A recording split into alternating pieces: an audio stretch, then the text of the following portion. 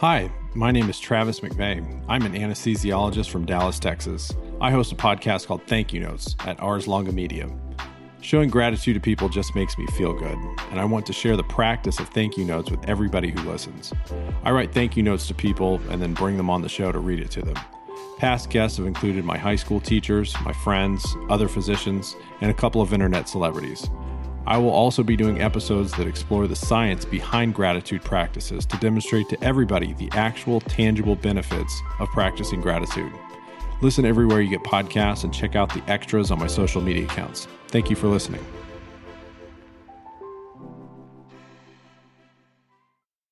Support for the Study Smarter series and this message is brought to you by Med School Coach. You ever wonder why Step 1 is so important? Later in this episode, we'll hear from Sahil Mehta, founder of Med School Coach, to hear his thoughts on why Step 1 is so important. You can go to medschoolcoach.com/ITB for a 10% discount on their tutoring services. Welcome to the show.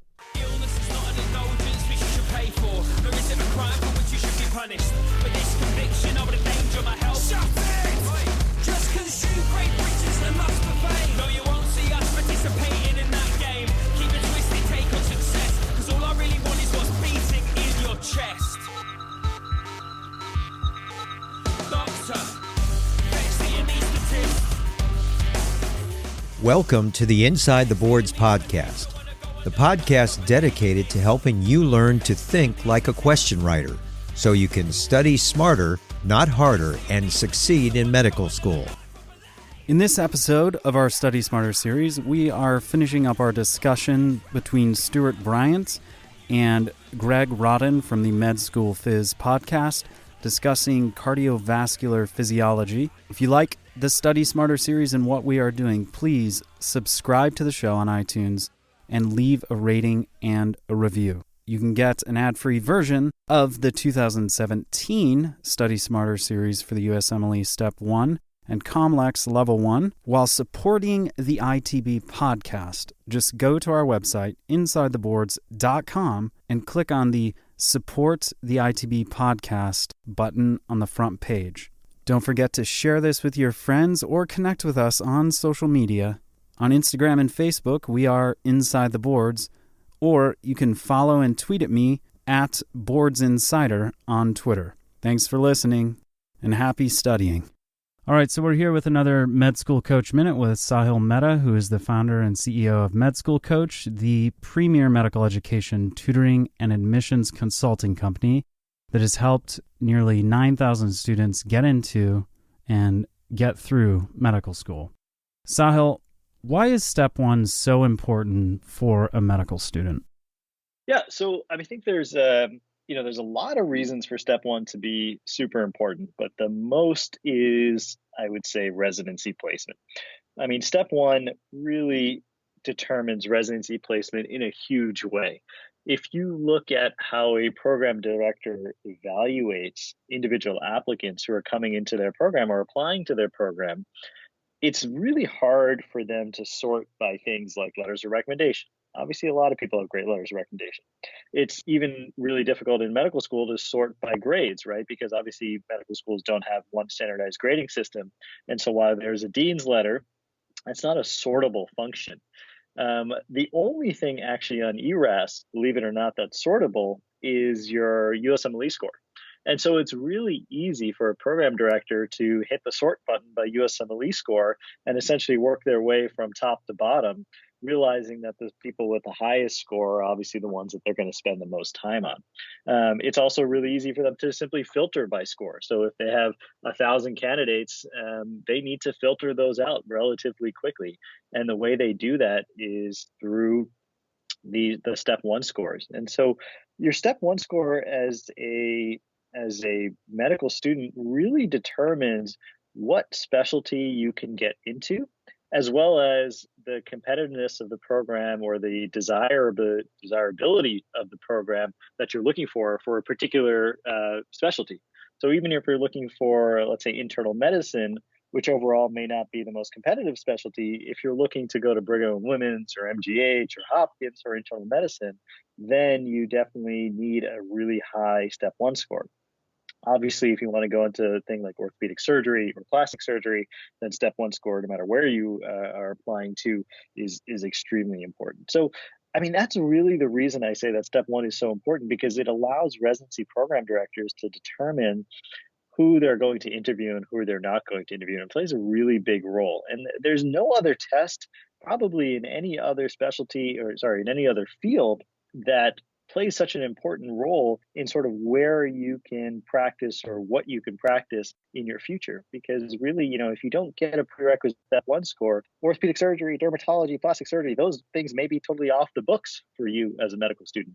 And so what I always tell students is, listen, you want to maximize your score as much as possible in order to have all these options open 2 years from now when you actually go apply to residency. You're saying it's a necessary evil.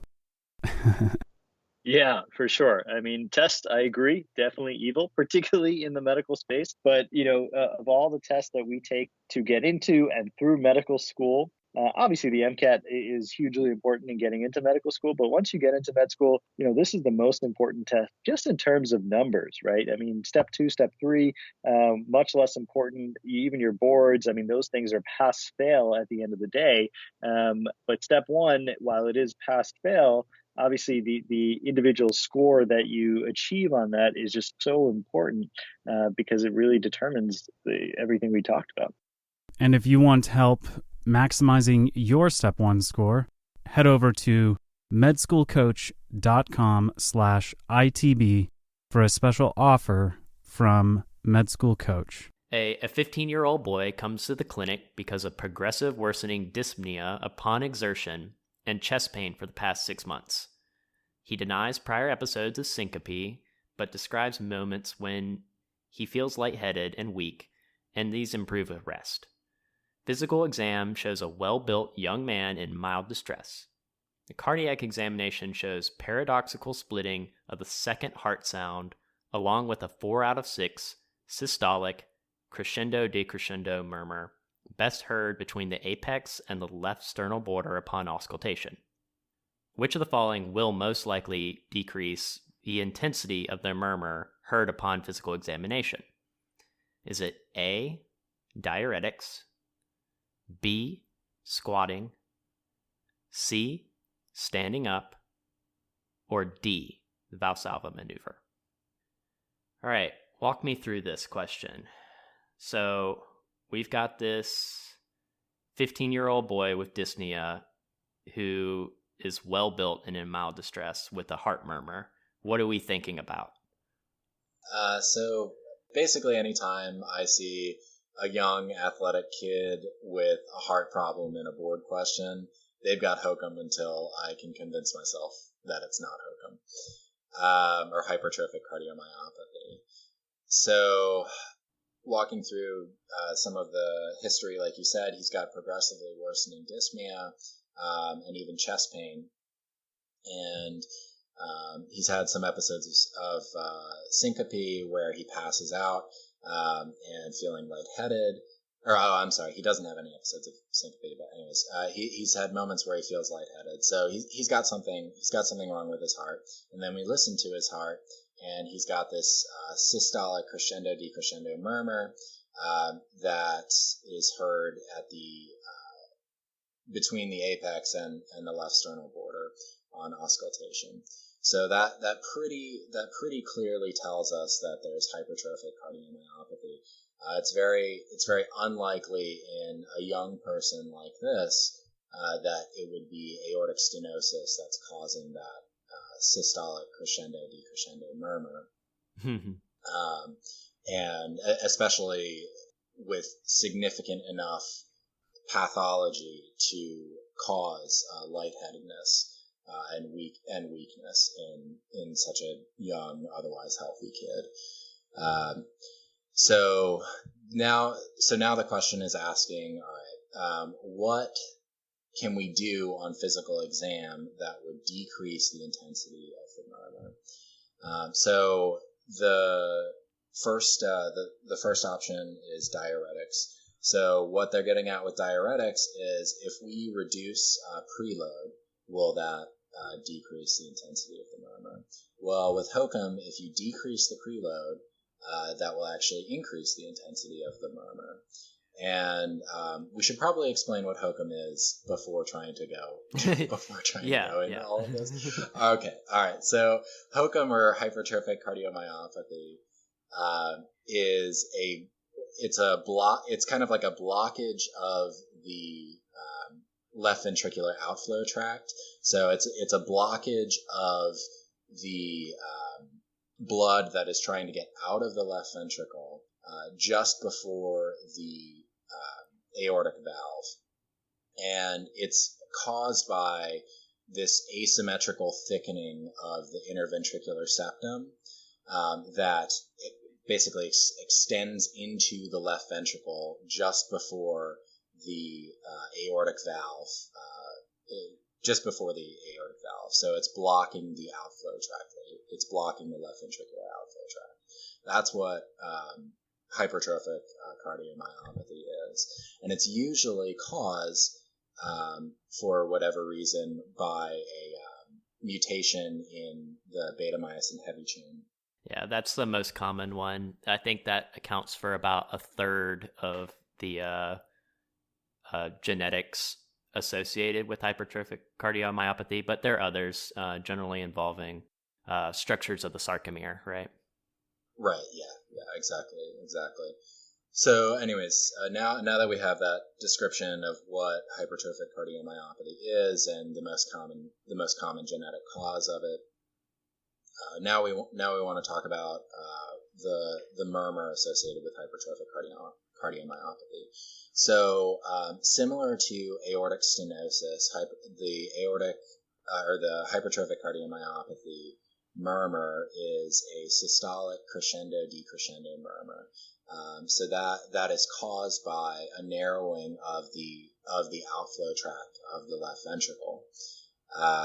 And I'm honestly not 100% sure on a great explanation for why it's specifically crescendo-decrescendo. Sure. I don't know if you're more familiar with that. Let's think about this like a balloon or something where, as you're squeezing the heart during systole, it's essentially an overriding ventricular septum, right? And as you're squeezing that, this outgrowth of the septum is slowly closing over the outflow tract to the aorta.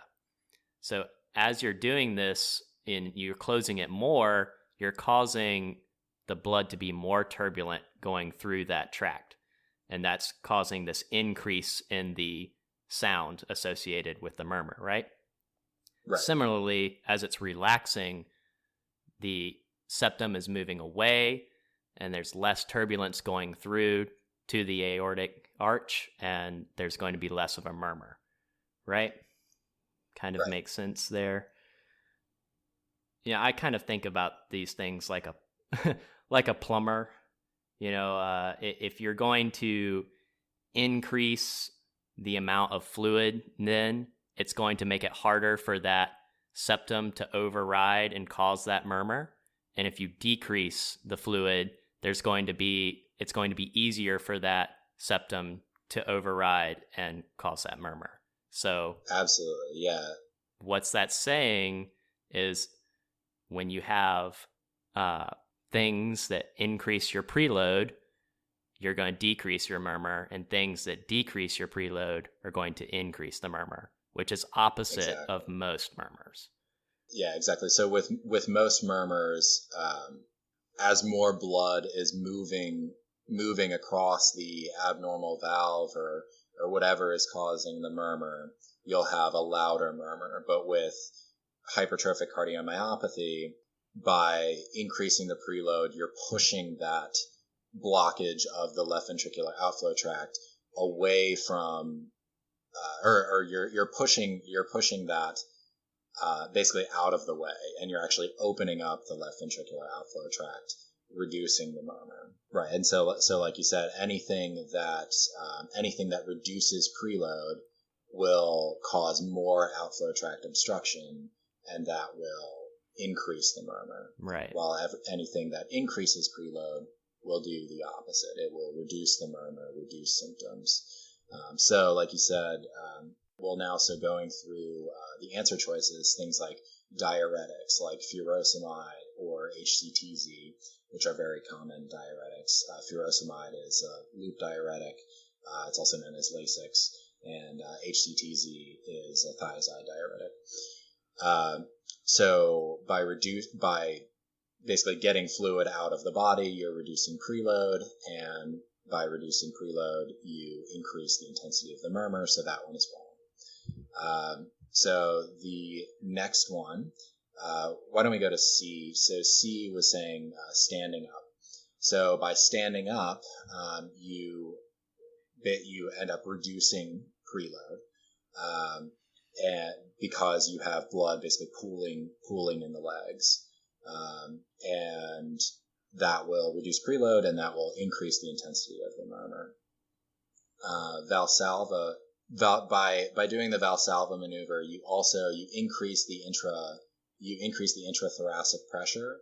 By increasing the intrathoracic pressure, you end up reducing preload. You end up reducing the amount of blood coming back to the heart, and that ends up increasing the intensity of the murmur. And then finally, by squatting. So squatting will increase the amount of blood flowing back to the heart, because you're basically squeezing the veins in the legs, and so that will increase the venous return to the heart, and that increased venous return to the heart can also be described as increased preload. Increased preload, as we've already said, with hypertrophic cardiomyopathy, will reduce the intensity of the murmur, because you're moving that left ventricular outflow tract obstruction away from the left ventricular outflow tract, and you're opening up that space. Yeah. And thus reducing the intensity of the murmur. That is an excellent explanation. And I really like this question, because if you have a basic understanding of what increases or decreases preload, you know how to get to the answer, even if you're not sure.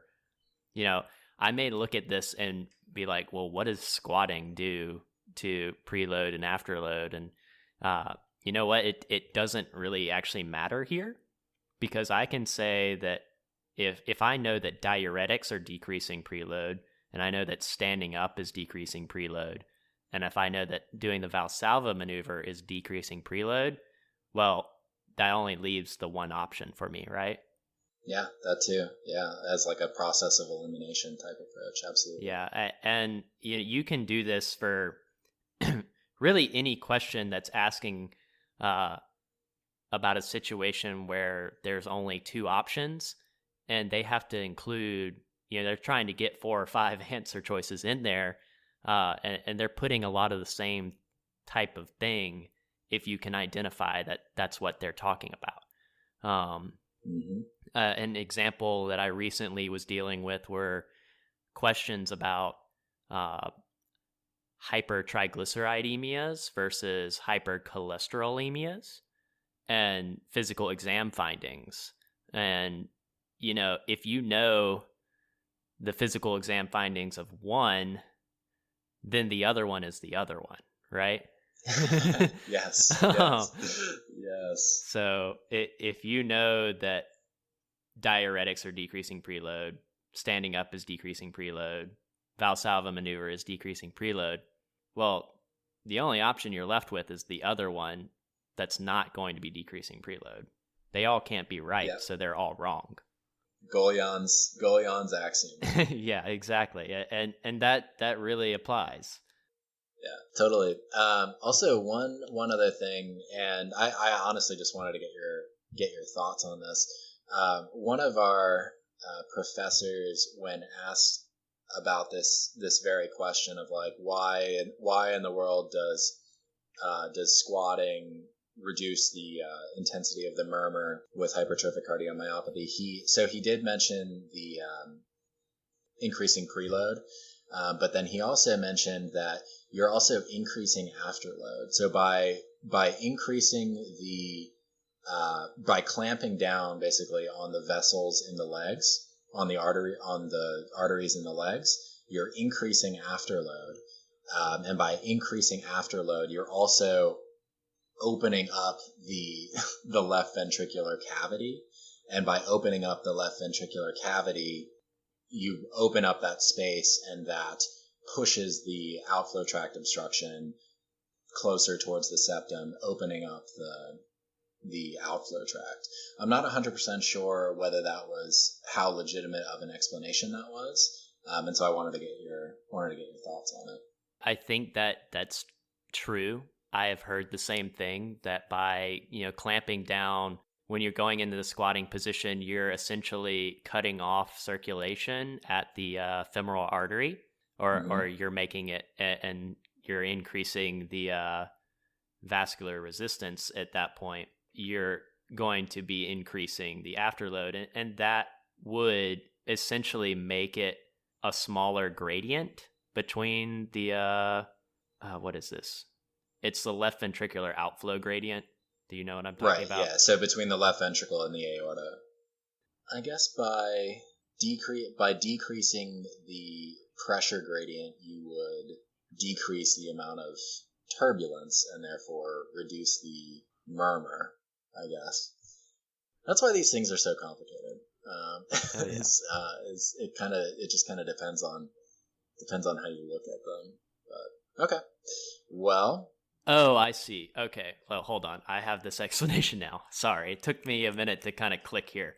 So, by increasing vascular resistance, you are increasing the afterload.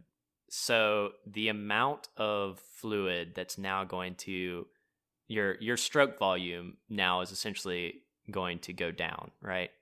Right. Through the outflow tract. By having that less amount of fluid being pumped out for that beat of the heart, that's going to decrease the murmur momentarily, right? Oh, okay. So it's going to be less is going out. So there's like a lower ejection fraction, and that would decrease the murmur. Now, yeah. Now, if that's going to, so the other thing I'll mention, pivoting a little bit here, is like the hand grip. Have you heard of that like technique also? Yes. Yeah, to increase afterload. Whether or not this actually works aside, it's another thing that's going to be increasing peripheral vascular resistance, theoretically. So because that's not in here, another reason that squatting works, right? If you had squatting and the hand grip, those both couldn't be the answer. Yeah. And then so when I was trying to understand this stuff in my first year of med school, my study group and I were almost like about to give up on it. And we were like, we just need to come up with a mnemonic and just get through this test because this is getting ridiculous. And so we ended up coming up with the mnemonic of athletes like to squat. So by reducing the murmur and reducing the intensity of their symptoms, they like to do this. So athletes like to squat, and it's usually the young athlete who has hypertrophic cardiomyopathy, at least in a board style question. So if nothing else works, athletes like to squat. They don't like to Valsalva. Awesome. I don't know if that will be helpful for anyone in a pinch. No, that makes sense, and yeah. I can totally see myself like going for a run and then being like lightheaded and squatting down, and that's what happens, right? Yeah. So that works perfectly. All right. So we hit a few of those. I think that was pretty good, don't you? Yeah. That was fun, man. Yeah, I really enjoyed that.